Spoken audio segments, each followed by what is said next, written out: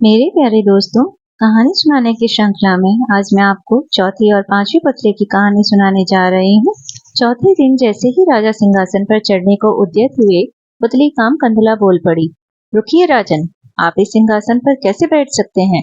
यह सिंहासन दानवीर राजा विक्रमादित्य का है। क्या आप में है उनकी तरह विशेष गुण और त्याग की भावना? राजा ने कहा, हे सुंदरी, तुम भी विक्रमादित्य की ऐसी कथा सुनाओ जिससे उनकी विलक्षणता का पता चले। पुतली बोली, सुनो राजन। एक दिन राजा विक्रमादित्य दरबार को संबोधित कर रहे थे। तभी किसी ने सूचना दी कि एक ब्राह्मण उनसे मिलना चाहता है। विक्रमादित्य ने कहा कि ब्राह्मण को अंदर लाया जाए। विक्रमादित्य ने उसके आने का प्रयोजन पूछा। ब्राह्मण ने कहा कि वह किसी दान की इच्छा से नहीं आया है, बल्कि उन्हें कुछ बताने आया है।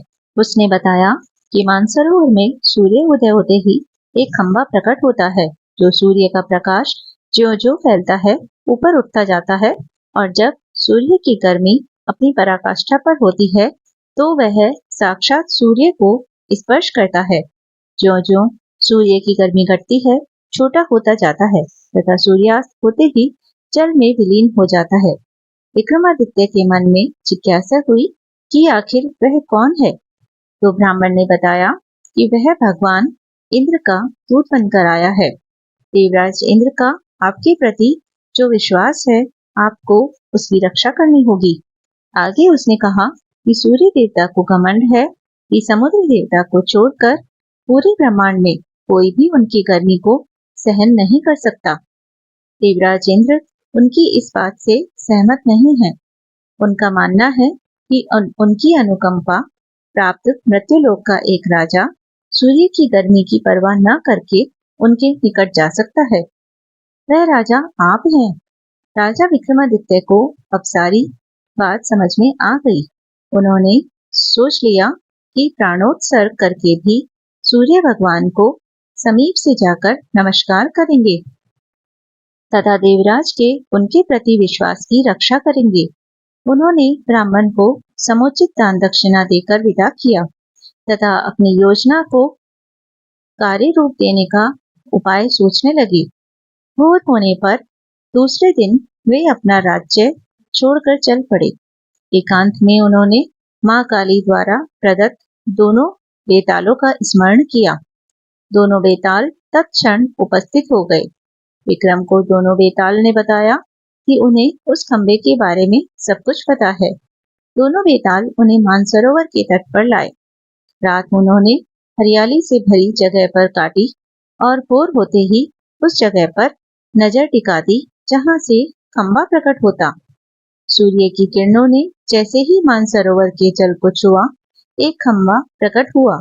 विक्रमादित्य तुरंत तैरकर उस खंबे तक पहुंचे। खंबे पर जैसे विक्रमादित्य चढ़े, जल में हलचल हुई और लहरें उठकर विक्रम के पैर छूने लगी। ज्यों ज्यों सूर्य की गर्मी बढ़ी, खंबा बढ़ता रहा।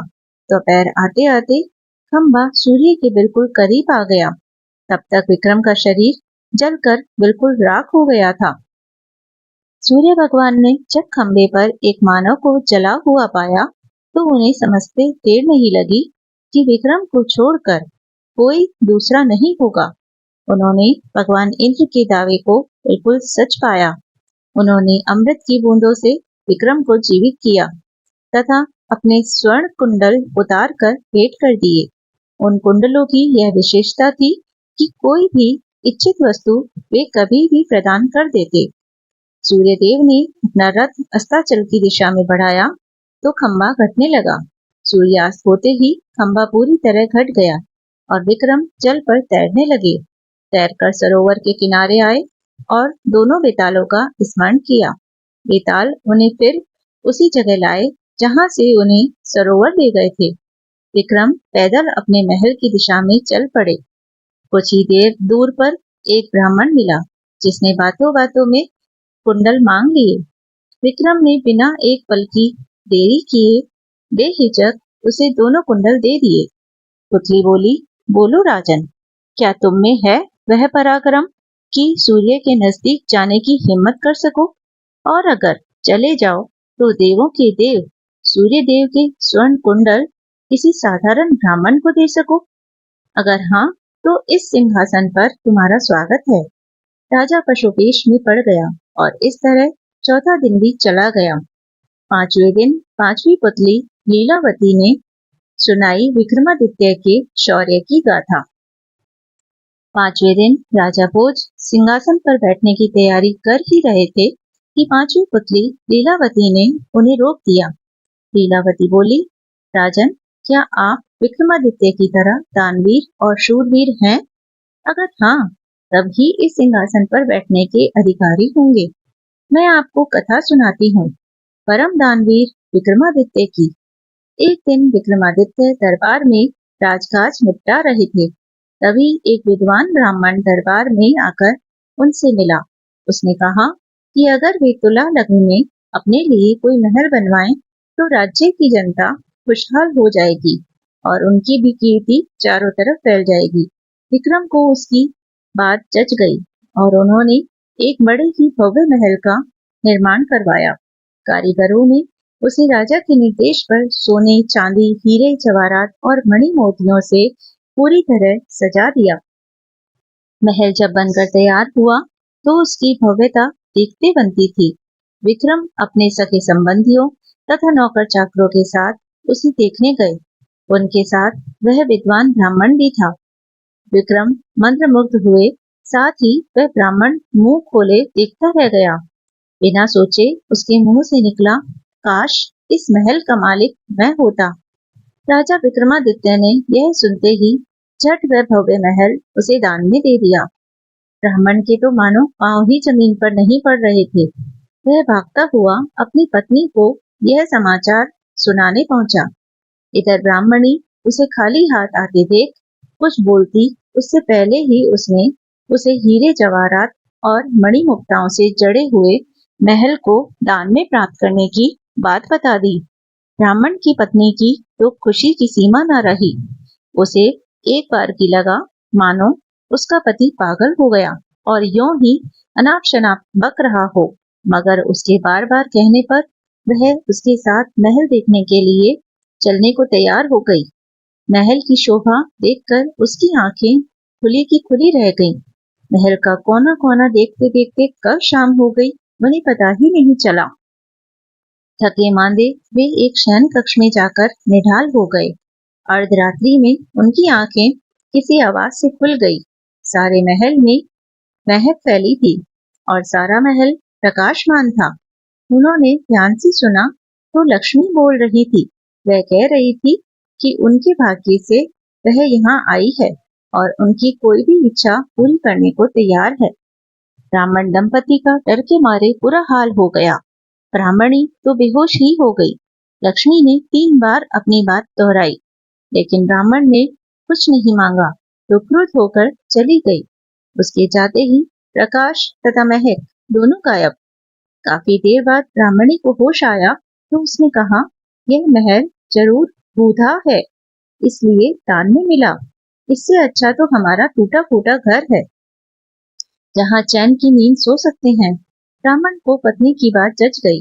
सहमे सहमे बाकी रात काट कर तड़के ही उन्होंने अपना सामान समेटा और पुरानी कुटिया को लौट आए। ब्राह्मण अपने घर से सीधा राजभवन आया और विक्रमादित्य से अनुरोध करने लगा कि वे अपना महल वापस ले लें, पर दान दी गई वस्तु को वे कैसे ग्रहण कर सकते हैं। काफी सोचने के बाद उन्होंने महल का उचित मूल्य लगाकर उसे खरीद लिया। ब्राह्मण खुशी खुशी अपने घर लौट गया। ब्राह्मण से महल खरीदने के बाद राजा विक्रमादित्य उसमें आकर रहने लगे। वहीं अब दरबार भी लगता था। एक दिन वे सोए हुए थे तो लक्ष्मी फिर आई। जब लक्ष्मी ने उनसे कुछ भी मांगने को कहा तो वे बोले, आपकी कृपा से मेरे पास सब कुछ है, फिर भी आप अगर देना ही चाहती हैं तो मेरे पूरे राज्य में धन की वर्षा कर दें और मेरी प्रजा को किसी चीज की कमी न रहने दें। सुबह उठकर उन्हें पता चला कि सारे राज्य में धन वर्षा हुई है और लोग वर्षा वाला धन राजा को सौंप देना चाहते हैं। विक्रमादित्य ने आदेश किया कि कोई भी किसी अन्य के हिस्से का धन नहीं समेटेगा और अपने हिस्से का धन अपनी संपत्ति मानेगा। जनता जय जयकार कर उठी। इतना कहते ही पुतली लीलावती बोली, बोलो राजन, क्या इस कथा के बाद तुम इस सिंहासन के योग्य अपने आप को पाते हो? राजा भोज निराश हो गए और अपने कक्ष में लौट गए। अगले दिन राजा को रोका छठी पुतली रवि भामा ने। मेरे प्यारे दोस्तों, अगर आप छठी पुतली की कहानी सुनना चाहते हैं तो आप मेरे चैनल को जल्दी से सब्सक्राइब कर लीजिए। और अगर आपको यह कहानी पसंद आ रही है तो प्लीज आप इसे ज्यादा से ज्यादा लाइक और शेयर कीजिए। और अगर आप मुझे फेसबुक से देख रहे हैं तो मेरे पेज ज्ञान संग्रह को भी फॉलो कर लीजिए। धन्यवाद।